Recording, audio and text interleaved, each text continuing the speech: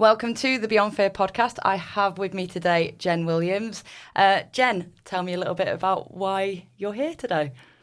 I am here to talk about art therapy, creativity, a bit of spirituality, and I don't like the word healing. Actually, I was going to say the healing journey, but I don't like using the word healing because it suggests maybe there's something wrong. It's more about like a reconnection. Okay. I'll be interested to hear more about that. So we're going to quickly start with the quick fire round. I've not done this one for a while, so nice, short, sharp answers. No overthinking. I'm known as being an overthinker. So what's the biggest misconception about art therapy? That it is an art lesson, or that you have to be good at art or have any previous artistic experience. Okay, so it's more about just getting stuck in and having a go? Yeah, definitely being just curious and allowing yourself to kind of go with the flow and see what comes up. Okay. Do you have to be artistic to benefit from it? No. This is that's a part of the misconception that you have to have some sort of like artistic creative ability, and it's not about that at all. It's really about when we really get into it. It's about working with the subconscious and symbolism and metaphor, and seeing what comes up. It's not in any way about creating a fantastic art piece. It's about mark making and seeing what comes from it. Okay. What's the most rewarding part of your work? For me, it's that kind of aha moment that the client has when they make connections and see patterns in themselves. Because for me as a therapist, I'm not walking their journey for them. I'm facilitating them on their journey. Right. And sometimes it can take a couple of weeks and sometimes it can take months and months. Okay. But when they get to that point, I literally see the change happen in them. Yeah. And it's like a penny drop moment, and everything connects and they see things, and that's really where the work starts. Okay. And we go into the deeper stuff when they start making those connections. And those moments are, for me, are just like, we've got there. It's like goosebump moment where, you sort of see that progress, all that work finally comes together. Yeah. Okay. Definitely. How do you tell that? Like, when is it behavior change, or is it language change? Is it the art piece starts to change, or the way that they connect with the art, or is it something completely different? I think all of them.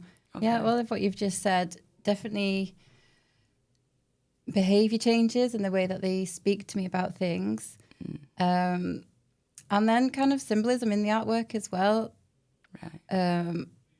But then, more the way that they talk to me, I think, about, they recognize patterns in themselves, and then they start saying to me, this happened, and instead of doing this, I caught that and I did that. Right. And that's when I know that they're actually really understanding what's going on for them, because they're recognizing that pattern, and instead of continuing to do the same thing, they're actually catching it and making those changes. Yeah. I'd like to talk more about that as well. So, have you ever had a moment in therapy that reminded you of why you do this? I have many, many moments. Obviously, I can't talk about clients because of the confidentiality. But it's those moments I've just mentioned, when they have those kind of lightning bolt moments, and it's like, okay, we've got there. And then, I mean, there's lovely things like if I come to the ending of therapy, when I come to the ending of therapy, and they, especially like little children, they've given me gifts, and I had flowers the other week and chocolates, and like, thank you so much. Like, art therapy's helped me so much, and it just means so much to me to know that I've been that person that could like walk that journey with them. Do you get like a lot of children, or is it like lots of different ages? Yeah, I found that it does tend to be children. Okay. I don't advertise to work with a certain age group. No. I work with people of all ages, but it does tend to be children, and a lot of neurodivergent children as well. Okay. That just seems to be what's for me. So yeah. I mean, I do have clients of different ages, but the majority are children. Okay. Finish this sentence. Creativity is a bridge back to ourselves. I like that. I like that. I like that. And so you've got a new book coming out soon. I do. Who would benefit most from reading it? So a lot of people, really. Anyone that's ever wondered, who am I? And kind of the meaning of life, which is a huge question. But it's a number, isn't it? I can't remember the number. From what is Hitchhiker's Guide? Go on. So it's anyone that's dealt with trauma or addiction or loss or I'm losing my voice, illness, becoming a parent, any change in life that's just made you go, I don't really know who I am. I don't know what path I'm on. I don't know which direction I'm supposed to be going. Yeah. So yeah, a lot of people. Sort of helps with grounding and people helping. It's a book sort of aimed at helping people find their own path, or is it? I think the people that it will attract will be people that are already on the journey. Right. But it's not kind of a self-help book. There's so many of those self-help books. It's not that. It's more to let people know that you're not alone in this journey. Yeah. And actually, because it's become quite a memoir, it's changed direction in what it originally began with, and it's become more of a memoir. I think it's going to be more relatable to a lot of people. Right, okay. So it's having that relatability. Yeah. Because, like, I've been going through unpacking boxes is kind of like the phrase that me and a few people, as I say, like, you start becoming aware that other people are on the not same journey as you, but a similar journey as you. So yeah, unpacking boxes. Yeah. So last week I had a day where I was unpacking a box, not literally, and all I found was more boxes. It was like, you go in this box, there's more boxes, and I started getting really annoyed. And then my friend said later on that day that she was like, you unpack a box and it's full of crumpled paper, and then you've got to smooth all the paper, read through it all, fold it up, put it back neatly. And until there's more room in the box. And then I was like, for what? More crumpled up paper over time. But then I did notice over like the past few days since that, behaviour did start to change. Like the things that were causing those frustrations within what I was thinking, the way I was acting, started to notice that interception. You know, you think that and you'd be like, no, it's all fine. So kind of... the progress moments, I'd love to talk to you more about that. So anyway, but most people hear art therapy and immediately sort of think that they need to be good at drawing. And I know you sort of said that you don't have to, but and you said about like children, but who can benefit from it? Everyone. It's open to everyone. Yeah. It's because it's not about being great at art. It's just having the curiosity to explore what's coming up for you, or even what you don't realize is there suppressed. And that's really where the deep work happens when I'm working with a client, and it's really working with the subconscious or things that have been suppressed. Yeah. So it really is for any ages. I work with, the youngest I've worked with has been 4 years old. Okay. Obviously, you change and adapt. Yeah. So if I'm working with a 4-year-old, it's going to be a different form of therapy that I'm doing than working with an adult.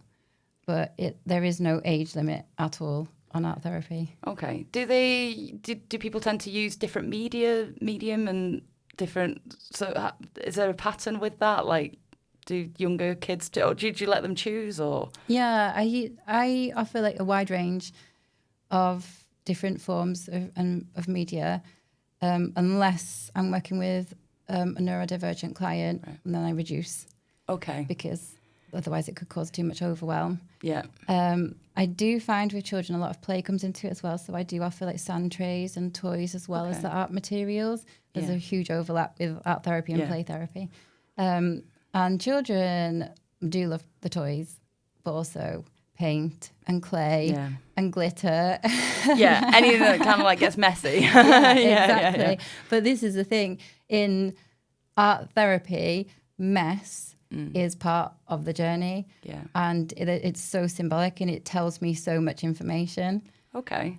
So it's not just, this kid's making an absolute mess. Yeah. because it's giving me information. Okay. Can I ask more about that? I want to know more about, not that I'm messy. I want to know more about the sort of, like, is it that you find like certain kids, is it more mess equals a certain thing, or is it the type of mess that's getting made, or? So when you allow a child to just have this freedom, I mean, there are some limits, obviously, like don't throw paint at the walls. If I'm working in a school and I'm in the meeting room, yeah. Let's not paint the walls. So there are limits to like the therapeutic frame that I have, but within that, here are the art materials. Do what you want with them. Yeah, and then they can literally do what they want with the materials. It's not, like I said, it's not an art lesson, and I'm not saying you have to create this. Yeah. So if they want to mix clay and paint with glitter on top of it and then stick some sequins on, they can do. And what I tend to find is the biggest form of mess, shall we say, which I don't see it as a mess, see it as information. So the biggest form of mess tends to come from the children that are or have experienced the most trauma, right? Because it's a form of relief. Okay. And they're releasing it from their body. Okay. So it gives me information. Yeah. And then like some will be quite restricted with their movements when they begin the therapy, because maybe they've not been allowed to express in that way. Right. But then the more they come and realise, okay, this is a contained environment and it is okay for me to do that, they tend to be the ones that express more freely. Okay. And do you find that changes? So as sort of like you progress through a series of therapies with them or treatments with them, that does it become maybe like less messy over time, or does just the mesh just change, or? Yeah, so a lot of my work is heavily on containment. So I contain the space and contain the session within certain like guidelines. But also I look at containment of the work. So if someone uses a piece of paper, I'm literally looking at how they've contained themselves within that paper. Have they expressed and everything's falling off that sheet of paper? Yeah. Or have they even like created a frame within that sheet and contained themselves within that? Okay. But then I do find as we go through the therapy, the more that they have openly expressed, they do actually start containing themselves, because within that it's a containment of their own emotions, right, and their understanding of themselves and how they can kind of regulate themselves. You've spoken about creativity helping people process or like release emotional pain. What do you think is happening when someone creates rather than simply talks? So when people talk, you can make sense of something and understand it.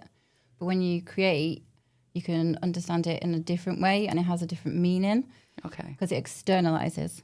Okay. Instead of just having a conversation with them where you can still be holding it within your body, you release it into a form of creativity, and it becomes something else. Okay. And although at the beginning when a client creates something, they might have that association to it and embody that image, and it is literally a representation of them, that's where I can come in and kind of make that disconnect from this is happening now and I'm holding that in my body to this is something that I'm putting here. Yeah. And now I can look at it from an objective point of view. Okay. And find meaning and understanding around it. Okay. So it's quite complex then, really, what's sort of going on internally to create like an external thing. So like whereas like talk therapies and stuff are, I suppose there's a lot more sort of thinking involved and quite often like emotions, you'll experience emotions and you can't quite pinpoint the thoughts around those emotions. So by using art therapy, it helps get all of that out. Yeah. Yeah, it's externalizing. 'Cause I think when we talk about things, if we've not really processed an event, especially a traumatic event, our bodies don't know if it's happening now or if it happened in the past, and our nervous system is activated. And in that moment, we could literally be back there. Our body thinks we're there, it's happening now, and we go into fight or flight. Yeah. And when you put it into an image or write it down, because when I talk about creativity, it's not necessarily through art. Yeah. Even though I'm an art therapist, but I bring play into it. Sometimes we write stories. Sometimes we write poetry. Sometimes it's dance and bringing the somatic and the movement into it. Yeah. So there's all different forms of creativity. Yeah. But I think that the most important part is the release from the body. Yeah. And when it becomes a different form or shape, it's easier to kind of make that distinction between this is what's happening now and this is something that happened that I can now look at from like a bird's eye point of view. Okay. So it sort of like helps get the nervous system settled and realizing that the event has happened in the past and isn't occurring now, so it can release from that sort of sympathetic response. Yeah, definitely. I think, not to say that when someone creates, they don't have that connection, because people do embody that image and it becomes a part of their journey, and they become protective over an image. Or, you know, if I was to say, how would you feel if that was to be destroyed now? They can become really protective about that or really angry. But then I can help them understand you've embodied that image and it's becoming a part of you, and help them break that kind of connection. Okay. So many of us define ourselves by our roles. And I know you said earlier as well about, before we started filming, about sort of like labels. When illness, injury or trauma changes that identity, how can creativity help people reconnect with who they are? Yeah, so I mentioned about the identity earlier because it's a big part of the book. And it's really, I mean, I literally start off the book with how our experiences are from, you know, when we're born, we don't come into this world as a art therapist, as a parent, as all these labels that we build up. We come into this world as a blank canvas. And then through the culture of our families and then the wider world, our experiences, our friendship groups, and then schools and everything, kind of, we learn behaviors and coping mechanisms and systems, and we adapt to those and we fit ourselves into those places. So then that becomes our personality, and our personality is how we define ourselves. That is me. But actually, they've all been built on experiences and what we've learned. Yeah. And the book really is exploring identity in terms of who we are, the essence of us, when we take all these labels away. Yeah. What we're left with. What we're left with, exactly. Yeah. And with creativity, it's giving someone that ability to look beneath these labels. And they don't have to come into that room with, I am this person. Yeah. They can just come into that room and forget about everything else. Yeah. And just make marks or play with clay or play with toys or whatever else. And then we can really just start exploring, like, who is this person beneath all these labels that we've put upon ourselves. Yeah. Or others have put on us. Do you find that happens? Like, people attribute labels to you. Like, I know growing up, I was often told, you know, you're arty, you're not sporty. So I never gave sports a try until I was 25. Do you find that we're quite quick to give other people labels, or is it more deeper when you label yourself? I think people do label us, and that becomes part of the identity that we take on. But I think what I'm exploring through the book is we don't have to accept that as our identity. If someone says you are this person, it doesn't mean we have to accept that. But we tend to do that. If we're told you are this, you tend to accept that. Yeah. And that can, that can go deeper into how trauma is formed as well. Like, especially from if you're a young age, you're told you're not good enough. You believe you're not good enough. Yeah. Yeah. And then you become an adult that believes you're not good enough. Yeah. So as an adult, then you have to kind of work this journey of recognizing, well, that wasn't my belief. No. That was imposed on me by others. Yeah. And so then you find your way back to believing that I am good enough. Yeah. Yeah. Yeah. No, I know exactly. I know exactly what you're sort of talking like. So, say like one of the things I was looking at last week when I was unpacking those boxes was, like I was born in 1985, and there were no strong female role models back then. So I had it ingrained in me that I was a girl, I was weak, I was stupid, like I'd never achieve anything. It's like whenever we played games, I'd always want to be the boy because I always wanted to be the hero. Damsel in distress, no thanks. So, like it was like culturally there was this role sort of enforced on you that you're a girl and this is how you'll be. Yeah. And I suppose when we're placed in these, we can either accept it and we can kind of go, yeah, I am that role, and you then fulfill that part or narrative. But then there's also the flip coin where you possibly go, well, I don't like that role, and you might start trying to be the complete opposite of that. So do you find, is there a particular age where people are more likely to accept those labels and an age where they're more likely to rebel, or is there a pattern amongst people that you see? Or I think obviously as a child that we accept what we're being told because we don't really have the understanding. Our brains aren't developed enough to start questioning things. We just believe the narrative that's being kind of imposed on us. As adults, I actually reread a quote from Jung the other day that was like, life really begins at 40. Right. And anything before that is research. Okay. It's something like that. It might not be a direct quote, but it's something like that. Yeah. And actually I found that to be true. Like I found when I got to 40, I turned my entire life on its head. Yeah. And with you there. I've been there, done that. And I do actually believe that to be true, that we do have to have a certain amount of life experience to get to a point.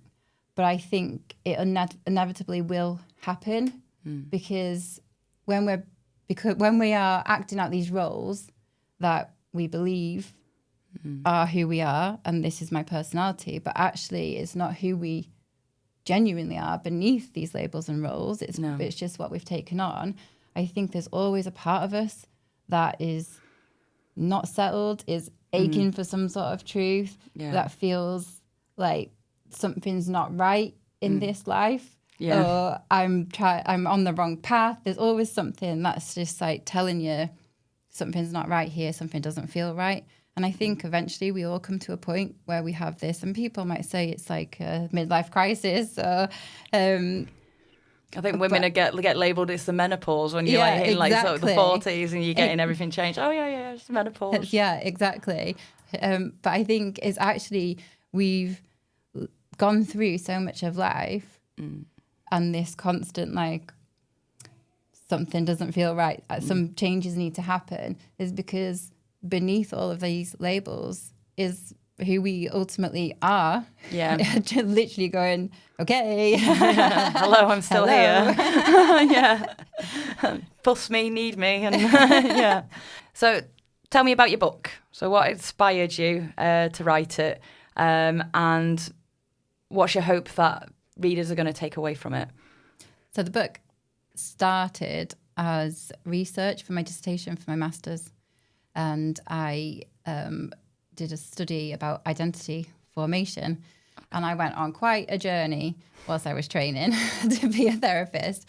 And when I had my interview and I was offered the place, he actually said to me, the lecturer at the time said, when you finish this course, you will not be the same person that you are now. and it stuck in my mind. And I was like, what does he mean? Yeah. And it became so profound, that statement, that I've actually included it in my book. Yeah. Because I went on such a journey over those 3 years. Because obviously learning to be a therapist, learning psychodynamic theory, plunged me into myself. Yeah. And I started recognizing patterns in myself and my limiting beliefs and my imposter syndrome, and where trauma was coming up in my life and how trauma had impacted me. Yeah. And then as part of the training, we have to have personal therapy. Right. And what coincided with my training was my niece becoming ill. Right. And then consequently dying a year later.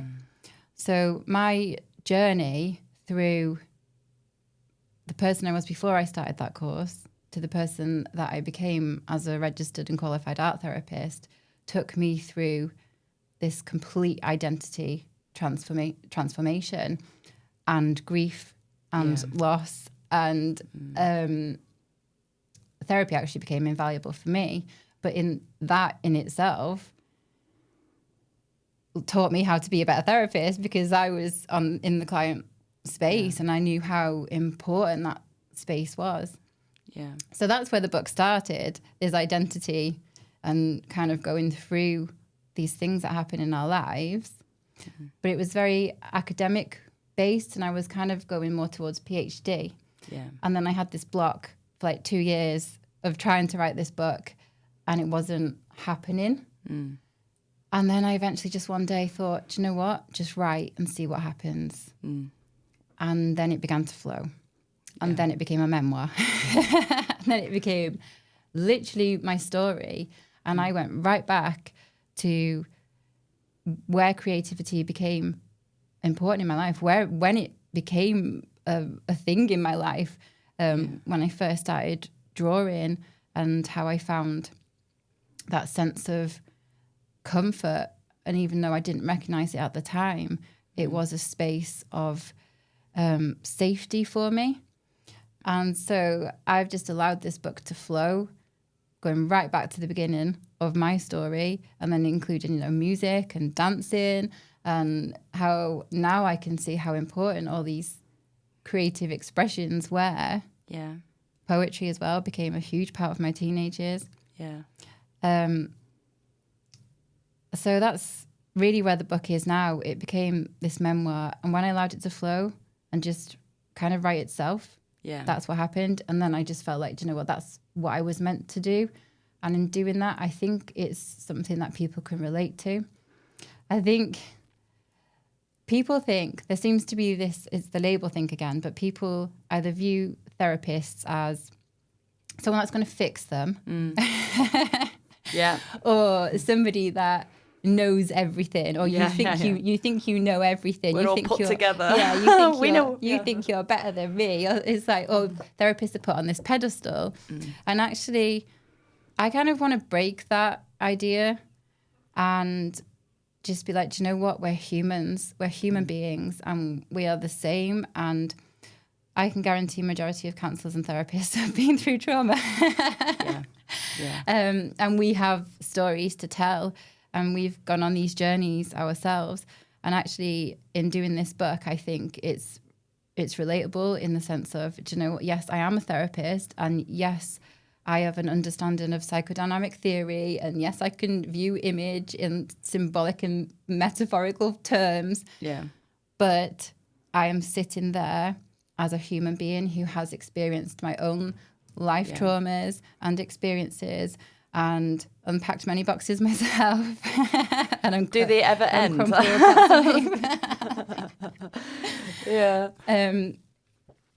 So for me, that's what I want people to get from the book, that we all go on these journeys. It's part of the human experience, that we all have them. And actually, therapists too, I've been there, done that. Quite often, I suppose that's what inspires people to get into being a therapist, is having been through that process themselves at some point. Yeah, exactly. Yeah, because I'm guessing that there's a lot of therapists that train up later on in life, rather than immediately leaving school and thinking that's what they want to do. Yeah, that's exactly what I did. I went back in my 30s and did my master's, and the majority of people on my course were in their 30s, 40s, even 50s. Yeah. And it's that life experience that we have to have these experiences in life to get to a certain point where we do start to be like, actually, am I these labels, or am I someone else here? And if so, who is that person? Yeah, yeah. So going on, what role does creativity play in helping people link how their emotions create the physical symptoms that are going on, that they're experiencing? I think there's more recognition now that the mind and body aren't separate. I think a lot of people suppress their emotional world, and that could be through I'm not going to cry, maybe because they've been told that we don't cry, or through not talking about things, just having this shutdown mechanism, and this suppression of what's going on emotionally then comes out in physical form. And that can be headaches or fatigue, disturbances with eating, disturbances with sleep, chronic pain, muscle tension, the list goes on. Yeah. And there actually is this huge connection between mind and body. And I think going back to what I said previously, when you create something, it's that form of release. It's release from the body, from the body. It's a release from the body. And it's somatics, a somatic release. It's the movement from internally to externally. Yeah.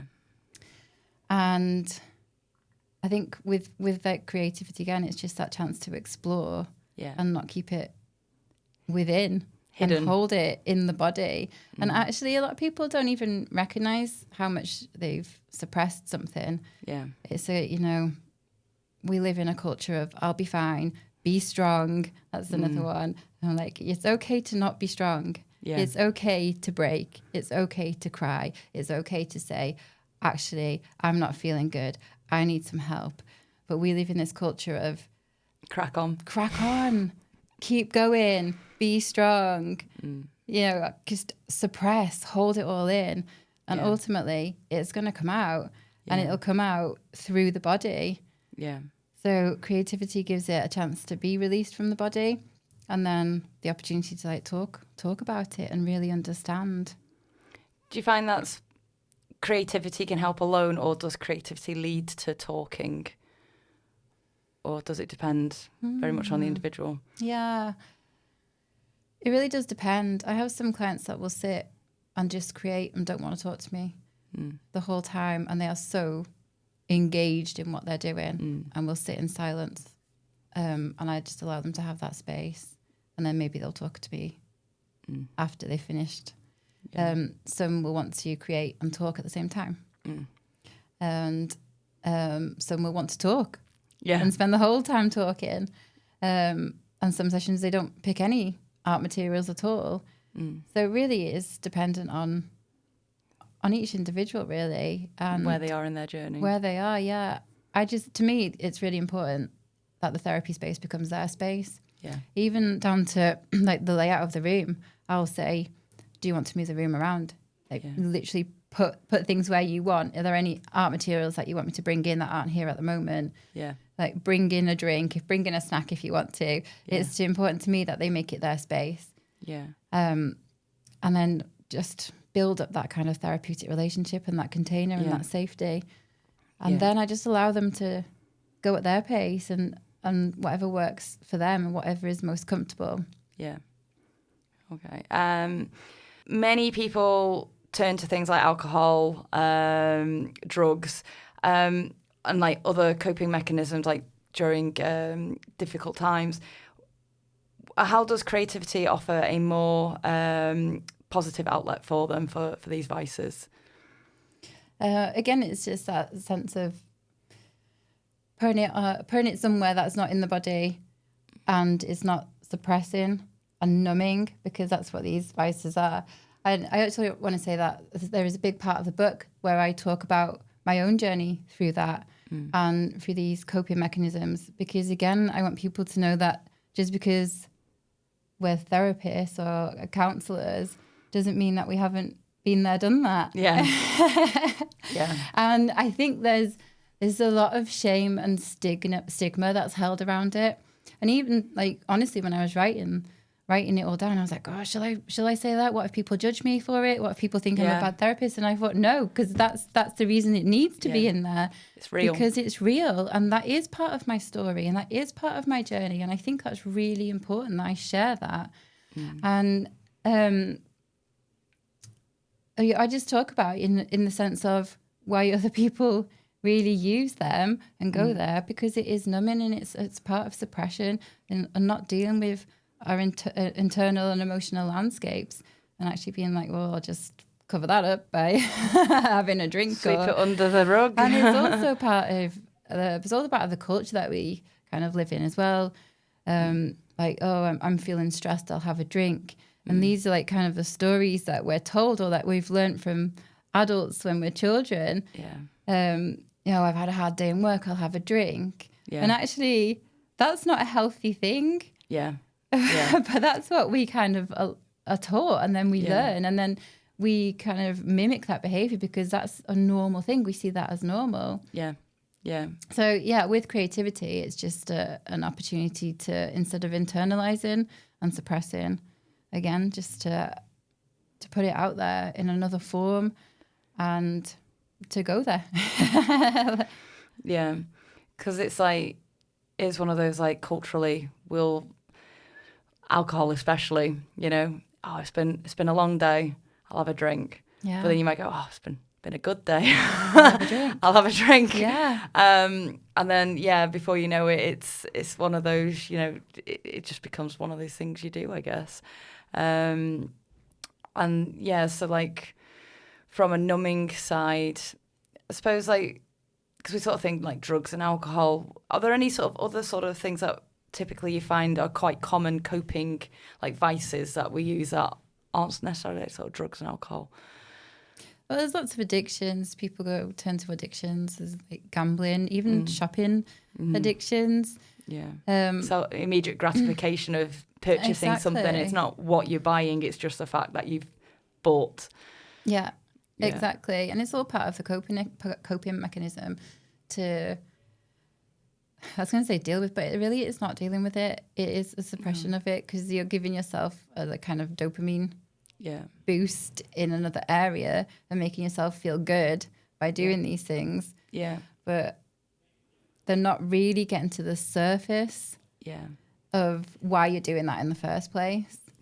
You're just stacking up the boxes and not actually opening them and dealing with what's inside. Exactly. So whereas the creativity creates that outlet where you're effectively exploring inside the box, but in a visual or, I suppose, expressive way. Because it's not, as you say, like, not really about creating that visual piece. It's about creating that energy that created that visual piece.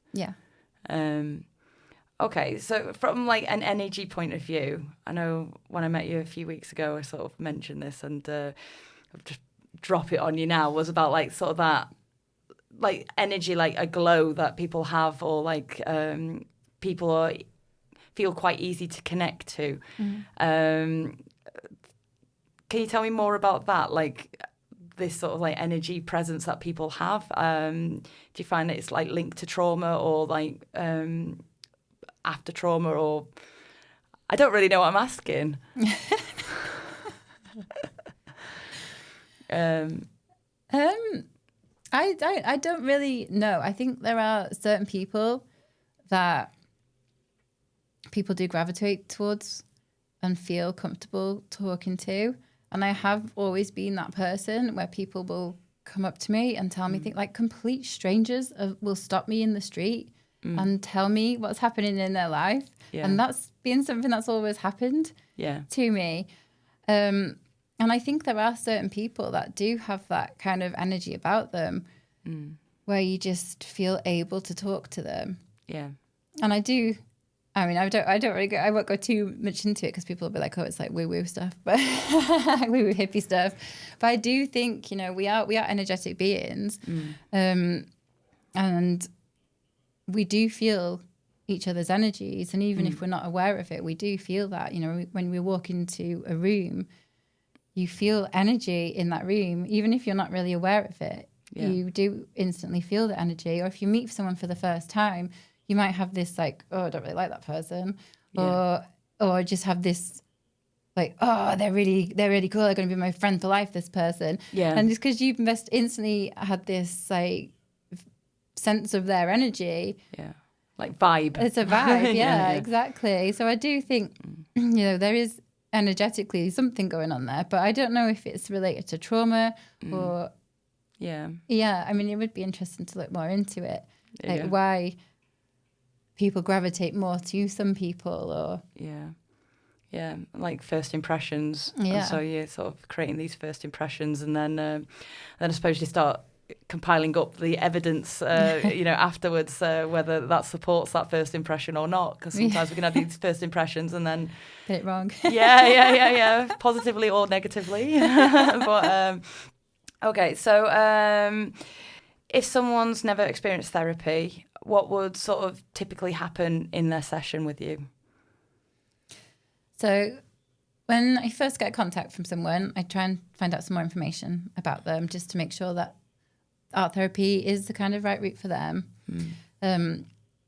Or if, like, for example, if somebody is already seeing a counsellor or a therapist, then I wouldn't go there because you don't want to have like clashing information happening, because every therapist and counsellor works in a different way, and I wouldn't want to take on a client that was already seeing someone else. And then I offer a free 30-minute consultation for them to come and meet me in person and see the space that I use, and I explain to them that they can move the space however they want the space, and I will bring in whatever materials they want if there's something there that isn't there that's already in the space already, and just explain that there's no pressure, there's no obligation. It's not about coming and creating a masterpiece. It's just a space for them to use as they feel comfortable. Explain confidentiality, obviously, that everything is confidential unless there's a safeguarding concern. Just really, for me, it's really important to build the therapeutic relationship really before we get into like the deeper work, because I understand why people would be nervous and anxious. First of all, there is still a bit of a stigma about therapy and counselling in this country. Not so much as it used to be, but there's definitely a stigma there still. No, there must be something wrong with you if you want to go to see a therapist or a counsellor. I think I understand why people feel nervous and anxious, not just because of the stigma around it, but also because there's a huge vulnerability in walking into a room with a complete stranger and telling them everything. And this can be really deep personal things, really traumatic events, or things they've not even talked to friends and family about sometimes. And you're walking into this room with a complete stranger. And then it's like, well, hang on a minute. Why would I tell you all about my life? So for me, it's really building that relationship and letting them know that this is a safe space. It is a contained space. It is a confidential space. It is a space that you can make your own. And, as many weeks as that takes for us to build that relationship is as many weeks as I will give it to build that relationship. And for some clients, it can take months and before they actually really start going there and doing the deeper work and opening up to me. And I understand that because, I'm a stranger to begin with. I am a complete stranger to them. So I do understand why people have that anxiety about therapy. So, I think in short, my answer would be that if you come for a session with me, I'm not going to make you create anything. You don't even have to touch the art materials if you don't want to. If you don't want to speak to me and just touch the art materials, that's fine. If you don't want to engage in any kind of deep work, we don't have to go there for as many weeks as it takes for them to feel comfortable. Yeah. It's just kind of at their pace. It's at their pace completely. Yeah. Is there anything you sort of find that increases that sort of connection quite quickly on as a therapist, like getting that alliance moving? Like, is there certain things that you find work well, encouraging people to kind of speak to you and get to that deeper stuff quicker, or is it really just individual based? It is individual based, and it's not so much about me encouraging them to get to the deeper stuff quicker. It's about my responses to what they're bringing to me, because I do get a lot of, especially with the children, they will push my boundaries to work out if I'm a safe space or a safe person. And it's really about my response. So if they come in and they spill some paint, then maybe at home they would have been shouted at in that instance, and they're waiting for me to tell them off. Yeah. And I don't respond in that way. And then it's like, oh, okay. Yeah. Yeah. And I'm like, okay, like, you know, do you want to get a piece of paper and put that over the top, or do you want to add something to that? Or, and I make it part of like the creation. Yeah. And then it's a sudden like, oh, okay, you didn't respond to me in a way that I'm used to. Yeah. So everything is a form of communication to me in that space. And even the adults will come in and say, I've had this before. I don't like the way the room's set out today. Can you move it? And even to me, that's a form of communication. Yeah. How far can I push you? What are you going to do for me to make me comfortable? Yeah. So even that is like, okay, what are we exploring here? Yeah. About boundaries, about my boundaries, about how far I'll go for you and what I will do for you. So it's the way that I respond to these things really builds up that relationship and lets them know, okay, you're not going to respond to it through anger. You're not going to respond by chastising me. You're not going to respond the typical in a way, responses that they've experienced to that point. Yeah. And it's also, you know, I will respect their boundaries. Yeah. Because a lot of people are used to not having their boundaries respected. Yeah. And so for me, it's like, you know, that's a boundary that you've told me that boundary, I'll respect that boundary. Yeah. Okay. And then also showing them healthy boundaries as well. So if they bring something to me, which is like, say they come and start asking me questions about my personal life or my family, I'll say, I'm really sorry, but I don't bring that into the therapy space. That's my boundary. Yeah. So it's also kind of showing them healthy boundaries as well. And I can tell you that's my boundary in a respectful way. Yeah. And then they're like, oh, okay, this is how it can be done. Yeah. I can tell somebody this is my boundary and that can be okay. Yeah. Yeah. Yeah. So I know we talked about therapeutic artwork, but you also do, I know you've mentioned before, response artwork. So can you tell me a little bit about both of those, how they're different and how they kind of like work sort of during or after a session? So the therapeutic artwork is the work that the client creates in the session. Not always just a client. Sometimes I'll have them ask if I can do something with them and we'll do like a collaborative piece. Okay. But the therapeutic work is the work that is created within a therapy session. Okay. And then afterwards that continues in supporting them because it's a reminder, it's symbolic, it's something that I can look back on, they can look back on. So I do regular reviews every 6 to 8 weeks. Okay. And a client can make meaning out of something when they do it. And then when we review 6 to 8 weeks later, they'll find something completely different because they've been on a journey in that time. And they're like, oh, actually, now I see why I did that. Okay. So it's a continuation in that way. And then response artwork. So during therapy, there's... I'll get a bit technical here, but I'll explain it. So there's the transference, which is from the client, and it could be their emotions, their feelings, which can be transferred into the therapist as well as into the artwork. So art therapy is different in terms of it's a three-way therapeutic relationship. It's not just the client and the counsellor or the client and the therapist. There's also the image as well. So a lot of the transference of what's happening to the client goes into the image. But then there is sometimes where it gets transferred directly into the therapist. And this is where this whole journey that I went on when I was training comes into play. And it's having that awareness of, okay, something's just come up for me there. I felt that I'm feeling something in my chest, or I'm feeling a bit of a tightness in my stomach, or that felt a bit triggering, and catching it instantly. Something's come up for me there. I'm going to just hold that for a moment and continue with this session. And then afterwards I take it away. And if something has sat really heavily in my body especially, I will just get something out. As soon as the client is left, I will grab something and I will just create whatever comes out.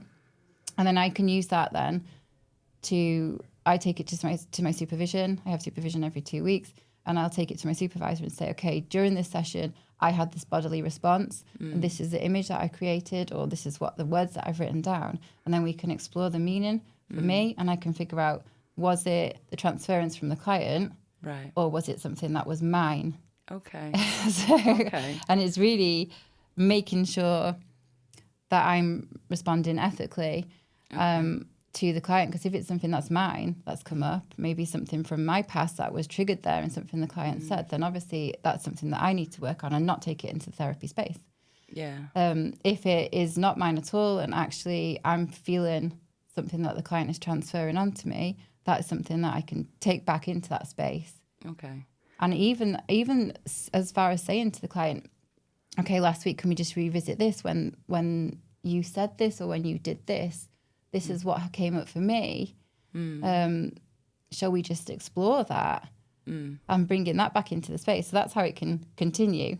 Or so my response artwork can still continue to support them in that way. Can you tell me a little bit like how sort of mindfulness and breathing, breath work and sort of spirituality work connect into sort of what you do? So I do actually bring spirituality into the book. And I actually put in the book, I can't remember how I've worded it exactly now, but it's like, it's not all this like hippy dippy. And because people hear spirituality and they're like, she's going to tell me to go start hugging trees and doing all this, which I mean is wonderful. Trees need hugs, people. I'm not knocking tree hugging. I'm not knocking tree hugging. But to me, spirituality is a feeling that we're part of something bigger. And even if it's like a placebo effect of having this belief that there is something more than just humans here on the earth, that there is, whether it's energy or the universe or a god or just a human connection, if there's something other than just me as a human being on this planet, there's something else here, then I think it gives people hope. And it gives people a sense of a belonging and feeling connected to something. It's a positive thing. I think it is a positive thing. And I think it's definitely been really important on my journey. And I do think there is an importance in it, and I do include that in the book as well. It is just that sense of there being something else. And like I said, even if it is just a placebo and there never is anything else and it is just us humans on the earth, well, isn't it a wonderful thing that we can want to be part of something bigger and have that hope? But then, even saying that, even if there's like, if people are like, I don't want to believe in a God, or I don't want to think there's life after death or whatever, then even just let's bring it down to here and having human connection.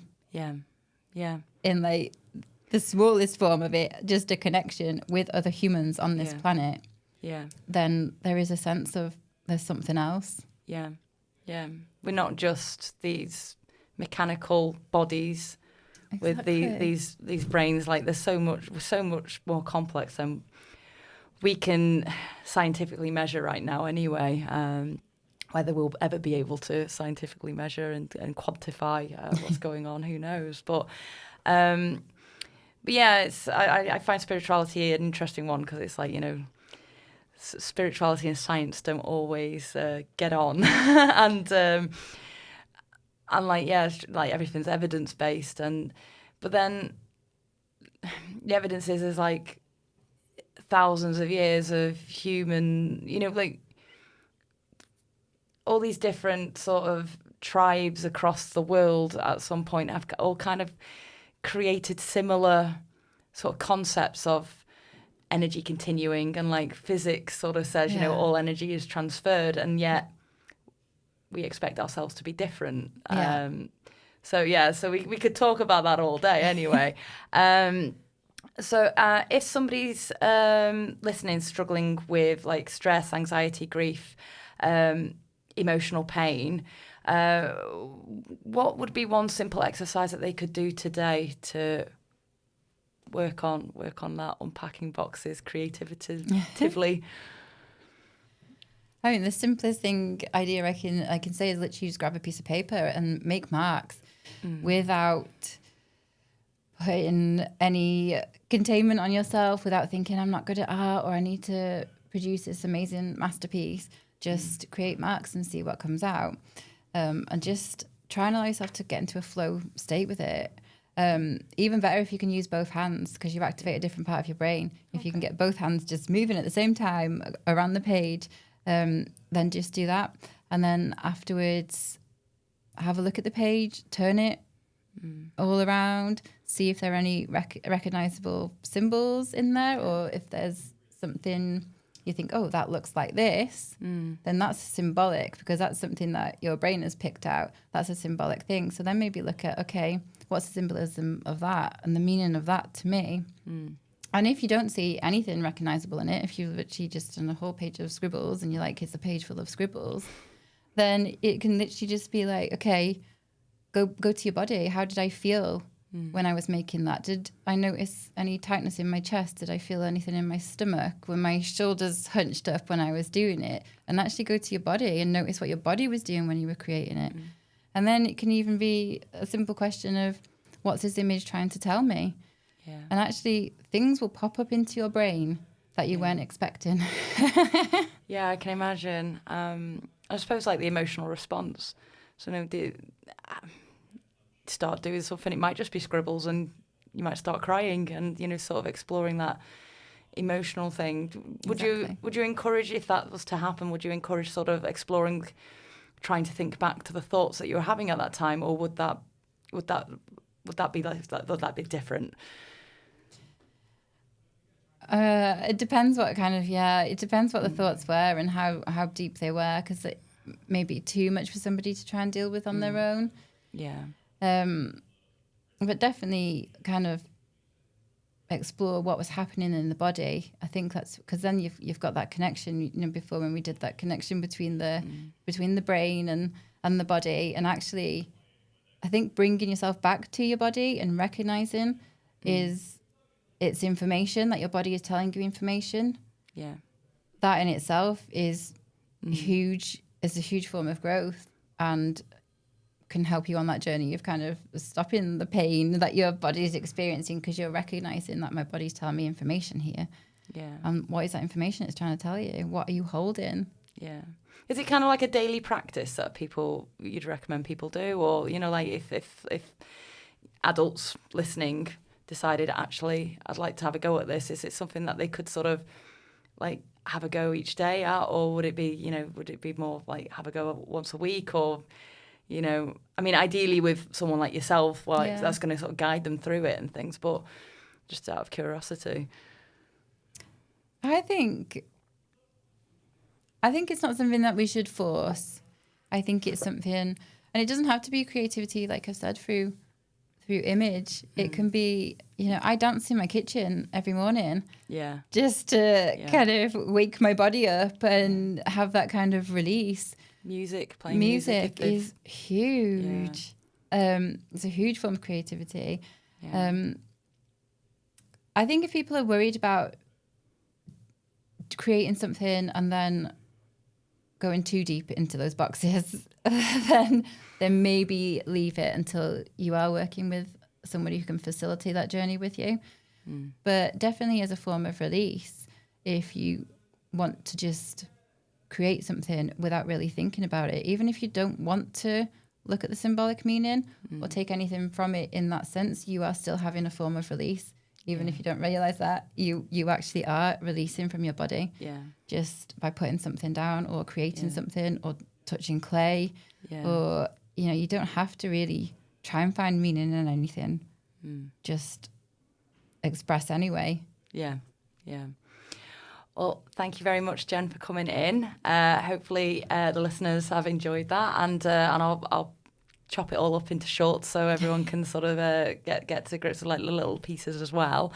With your book, is it finished? Is there a release date coming up? Where are we up to? So the first draft is finished. Okay. So it's all written. I've kind of got like a year from now to be the complete, hopefully sooner. Yeah. Hopefully sooner. But that's what I'm giving myself, a year from now, just because obviously I've got to go through the edits and there's so much when you're writing things, you're like, oh, but what about this?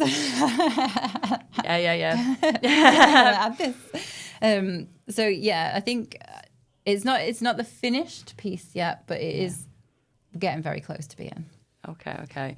So I'll get a list of your social media links and we'll put them in the description.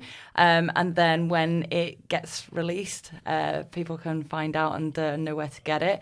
I believe you're going to be putting some stuff on the socials, like little snippets of the book. I am, yeah. So it's like little teasers over the next 12 months, will it be? Yeah. Thank you very much, Jen. I hope you've all enjoyed. Enjoy the rest of your day, everybody, and crack on. That's what I said before.